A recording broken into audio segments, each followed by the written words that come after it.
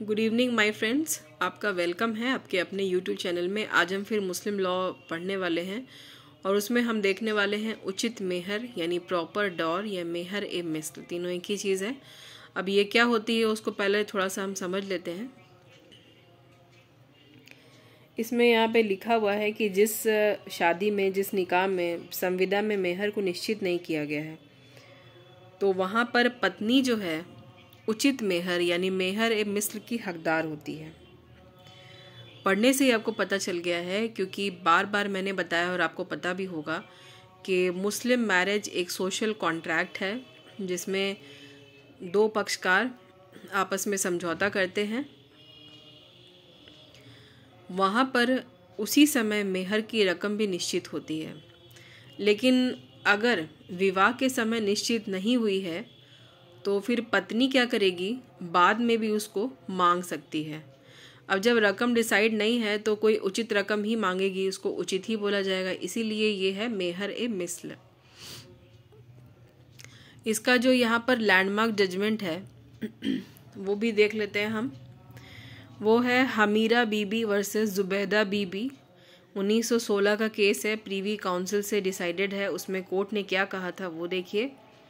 जब निकाह की संविदा में मेहर की रकम निश्चित नहीं की गई है तो वो कानून द्वारा निश्चित की जा सकती है। अगर ये मसला आपस में सुलझ नहीं रहा है तो फिर आप कोर्ट का भी सहारा ले सकते हैं। यहाँ पर ये भी बता दिया गया है। अब यहाँ पे मैंने ब्रैकेट में शिया और सुन्नी दोनों लिख दिया है। तो यहाँ पे शिया लॉ और सुन्नी लॉ जो दोनों है उसमें मेहर की रकम क्या क्या है उसकी भी बात कर लेते हैं। तो शिया लॉ में आप देखेंगे कि मेहर की रकम 10 दिरहम लिखी होती है किताबों में, कहीं कहीं 50, कहीं कहीं कम से कम 3 दिरहम भी लिखी हुई है। लेकिन अभी तक मैंने जो मैक्सिमम जगहों पे पढ़ा है तो वो 10 दिरहम ही है। और सुन्नी लॉ में ऐसी कोई रकम फिक्स नहीं की गई है, पहले से कोई अमाउंट फिक्स्ड नहीं है। ये आपस में ही डिसाइड करती है दोनों पार्टी, इसलिए मैंने यहाँ पे लिख दिया ताकि मैं आपको एक बार याद दिलवा दूँ।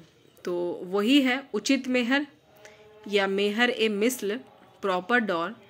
जो विवाह के समय यानी निकाह के समय मेहर की रकम निश्चित नहीं होती है तो एक उचित रकम पत्नी बाद में मांगने की हकदार होती है। इसी को अच्छी तरीके से बताया गया था कोर्ट के थ्रू भी हमीरा बीबी वर्सेस जुबैदा बीबी वाले केस में।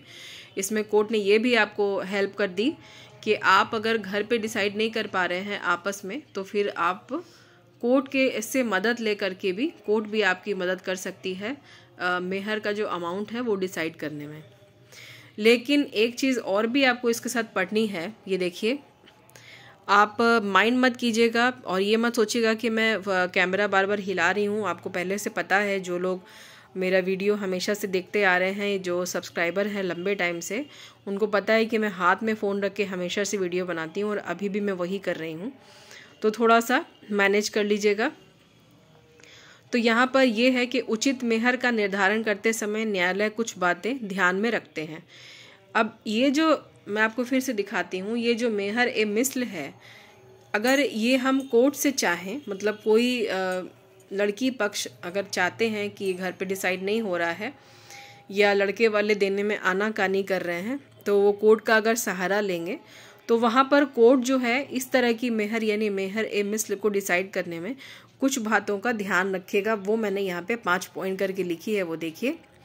पहला तो ये देखेगा कोर्ट के पत्नी की व्यक्तिगत योग्यता क्या है,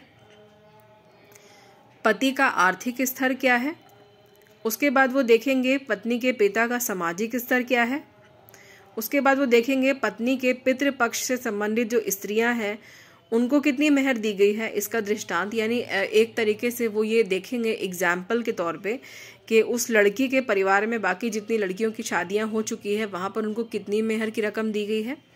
और उसके बाद पत्नी के परिवार में जो रीति रिवाज प्रचलित है उस हिसाब से मेहर कितनी दी जाती है। इन बातों का कोर्ट ध्यान रखेंगे, ये सब नज़र में रखेंगे मेहर ए मिस्ल के टाइम पे। अगर आप कोर्ट से हेल्प लेते हैं तब की बात है ये। तो ये बहुत ही आसान है मेहर ए मिस्ल। अगर आपको शॉर्ट नोट में आए तो ये आप इसको और छोटा करके लिख सकते हैं।